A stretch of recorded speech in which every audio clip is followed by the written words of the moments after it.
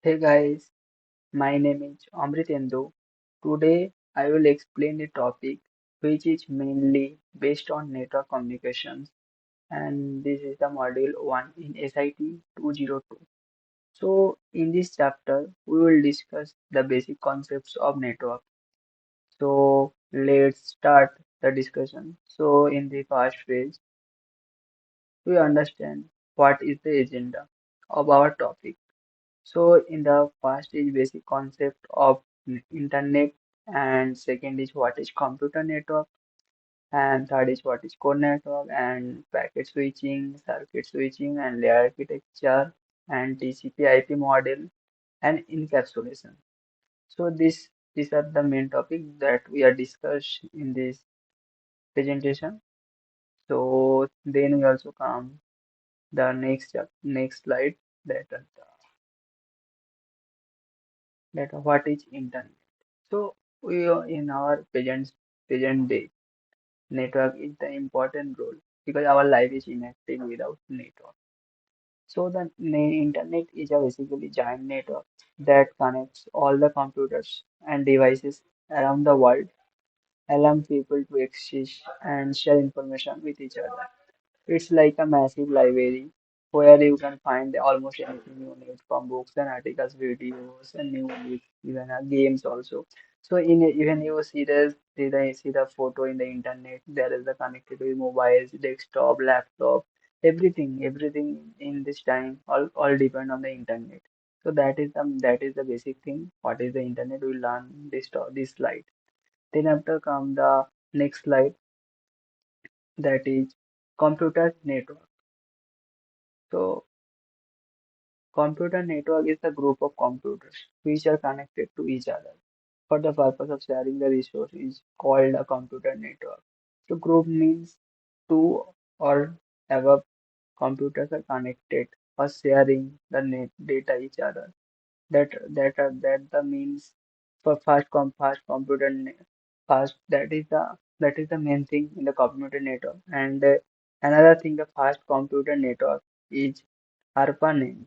That full form is ARPANET. That is the fast computer network, and this is the full form of ARPANET is Advanced Research Project Agency Network. So that is the main point. And here you also see in the right side, that is the characteristics of computer networking. So what is the computer network characteristic? Main character of the computer network is resources sharing, and second is communication speed, and backup, and scalability. Scalability means when we also connected three computers connected with each other in a network. When we connected another network, this is the fourth network, we connected with three network. So then in this time, if three network connected with another network, another computer, and that also used the scalability. So then we also come the next slide.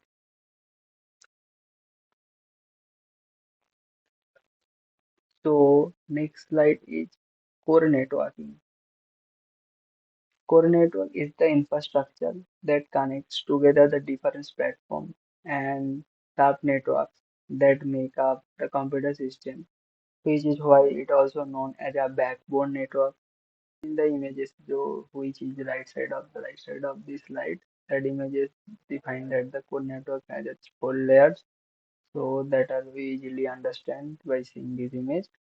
And next is the core network is the computer system connected.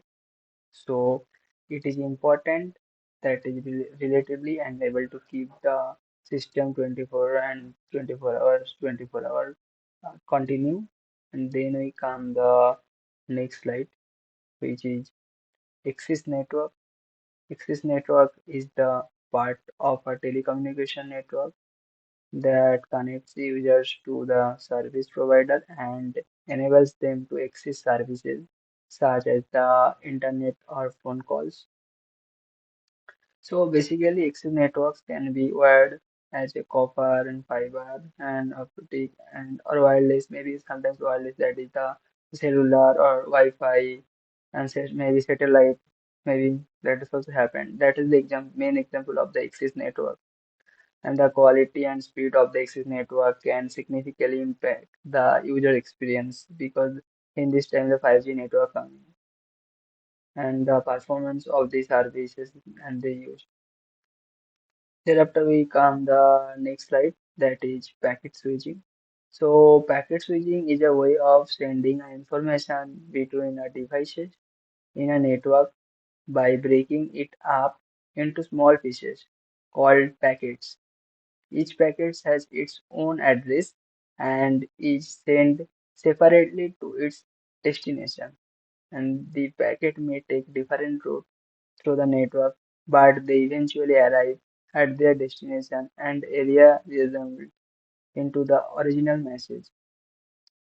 The method is more efficient than traditional circuit switches network, which require a dedicated connection between two devices for the duration of a communication. So that is not a clear, I think. So that why I also used some example of packet switching that the internet is the largest and most well-known example of a packet switch network. So when we send an email or browser a website, our data is broken up into packets and that travel independently over the internet and taking different paths to reach their destination. That is the point. Then we come the next slide, which is circuit switching. Circuit switching is basically a communication method that establishes a dedicated circuit between two devices for the duration of the communication. So, starting reading the definition, you will understand is the communication between the two devices. The circuit remains open until the call is ended and ensuring a guaranteed quality of services, it is but it is less efficient than packet switching. That is the main point. And this method commonly used traditional telephones network. So that is the main point in the circuit switching and some character. So in this right side of the picture, you also notice there are the connected four computer by the circuit switching. So then after on the next slide, that circuit and difference between circuit and packet switching. So in the circuits in the slide we notice that the circuit switching are physically path between source and destination, and packeting switching have a no physical path. So that is the main difference between circuit switching and packet switching. Then come the next difference that is all packets use same path, but packets travel independently and reserve the entire bandwidth is advanced and does not result in packet switching. And circuit switching, a bandwidth is wasted and no bandwidth wasted in the packet switching. And the next point of the circuit switching that is the no store and forward transmission, but packet switching supports store and forward transmission. Then come the next slide that is the layered architecture. So in this definition, you also understand, and we also first also know that the OSI model. So in mainly layer architecture is a design approach used in a computer networks and some software system where the system is divided into separate layers and is responsible for a specific function or set of functions. This allows for the module designs and promotes interoperability between different systems. So an examples of layer architecture also known the OSI model, which consists seven layers and is responsible for a specific aspect of a network communication. So we know that OSI mainly full form is the Open System Interconnection. So OSI has a seven layer, application layer, presentation layer, session layers, transport layers, and network layers, and data link layer, and physical layers. So when the send the data and the receiver that they receive the data, so that's why the OSI also working working. We also know then we also come the next slide that is the TCP. TCP means Transmission Control Protocol.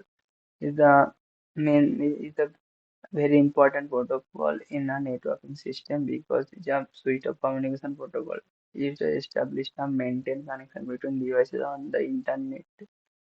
TCP ensures a reliable data delivery while IP is responsible for routing the package across the network. And TCP and IP is used by virtually all internet connected devices and provides the foundation for many other internet protocols, including HTTP, SMTP, and FTP. So first in the TCP transmission control protocol, the first layer is there is a five layers in the TCP model. First layer is the application layer, and there is the three protocol mainly HTTP and SMTP and DNS and protocol data use, that is the message.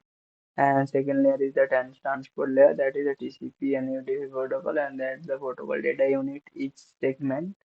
And the next layer is network, and which protocol is IP protocol, and the protocol data unit is datagram. And next is the data link layer, is the protocol name Wi-Fi, and protocol data unit is frames. And last layer is the physical layer, which is the wireless and cable, and its protocol data unit is bits. We know this thing. So that is, and that is the last slide, that is the encapsulation.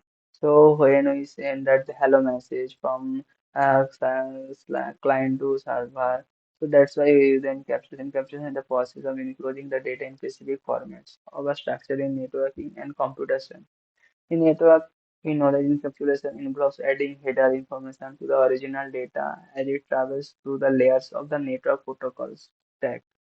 Each layer adds its own header information to the original data and creating a nested or layered structure.